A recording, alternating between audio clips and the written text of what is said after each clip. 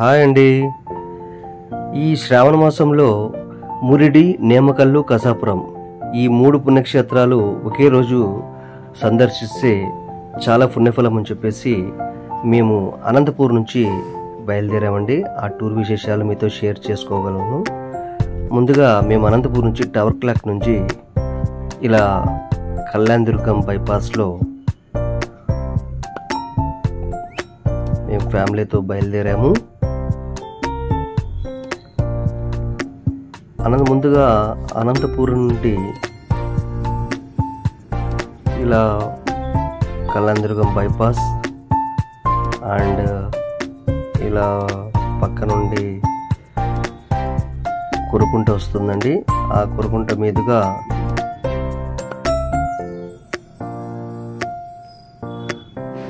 కళ్యాణదుర్గం వచ్చేసి అనంతపురం నుంచి ఇక్కడ మధ్యలో ఒక టోల్ గేట్ కూడా వస్తుందండి. చిన్న టోల్ గేట్. రోడ్ ఎక్సలెంట్గా ఉందండి మురిడి వరకు. మేము మొదటిగా మురిడి క్షేత్రాన్ని దర్శించుకుంటున్నాము.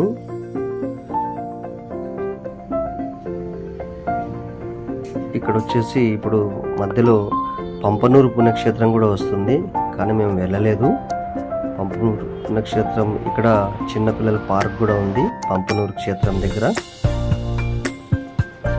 మేము ఫ్యామిలీతో వెళ్తున్నామండి. హాయ్ అండి, వాళ్ళు కూడా హాయ్ చెప్తున్నారు. మా అమ్మ, అక్క, మిస్సెస్, మా పిల్లలు, మా పెద్ద అబ్బాయి వీడియో షూట్ చేస్తున్నాడండి. ఇక్కడ లెఫ్ట్ సైడ్లో ఇది కూడా ఒక ఫేమస్ పుణ్యక్షేత్రం అండి, పంపనూరు పుణ్యక్షేత్రం. సుబ్రహ్మణ్య స్వామి ఉంటారు ఇక లెఫ్ట్ సైడ్లో. మీదుగా వెళ్తున్నాము కళ్యాణదుర్గం చుట్టుపక్కల. మేము మార్నింగ్ 8కి బయలుదేరామండి. సాటర్డే బయలుదేరాం. సాటర్డే మీరు దర్శించుకుంటే చాలా మంచిదని చెప్పేసి ఈ శ్రావణ మాసంలో మేము ఒకే రోజు ఈ 3 పుణ్యక్షేత్రాలు దర్శించుకోవాలని వెళ్తున్నాం. ఇది మురిడికి వెళ్ళే ఎంట్రన్స్ ఆర్చ్ అండి. రాయదుర్గం మీదుగా మనం రావాల్సి వస్తుంది. రాయదుర్గం నుంచి 12 కిలోమీటర్స్ వస్తుందండి. ఈ 12 కిలోమీటర్స్లో ఇక్కడ కొద్దిగా 6 కిలోమీటర్స్ ఇక్కడ కొద్దిగా రోడ్ వచ్చేసి కొద్దిగా మెటల్ రోడ్ అండి. పర్లేదు, బాగానే ఉంది. కొద్దిగా మరి అంత దారుణంగా అయితే లేదు. ఓకే, వెళ్ళొచ్చు. కొంత దూరం వరకు మెటల్ రోడ్ ఉందండి. తర్వాత మరి తార్ రోడ్ వచ్చేస్తుందండి. ఇక్కడ మురిడి గోపురం అండి. గుడి చాలా అద్భుతంగా కట్టారు. చూడండి, చాలా అద్భుతంగా ఉంది గుడి. ఆంజనేయ స్వామి చాలా రామలక్ష్మణ్ణి ఎత్తుకున్న ఒక విగ్రహం ఉందండి గోపురంలో. చాలా అద్భుతంగా ఉందండి. ఇది మురిడి క్షేత్రం. పాదుకలండి, స్వామివారి పాదుకలు. ఫోటోలు తీయలేదు కానీ తీసాము. ఇది గుడి అండి. గుడిలో స్వామివారిని తీయడానికి వాళ్ళు అనుమతించలేదు, సో నేను తీయాలని ప్రయత్నించాను. ఇదే అండి స్వామివారి మురిడి స్వామివారి క్షేత్రంలోని స్వామివారి ఫోటో. చూడండి, చాలా అద్భుతంగా ఉంది. అలా ఇక్కడ అన్నప్రసాదం కూడా పెడుతున్నాను, ప్రసాదం. మరి వెంటనే నేమకల్కి వెళ్తామండి మేము. అక్కడ నుంచి నేమకల్ వచ్చేసి 40 కిలోమీటర్స్ ఉందండి మురిడి నుంచి నేమకల్లు. ఇది నేమకల్ ఆర్చ్ అండి.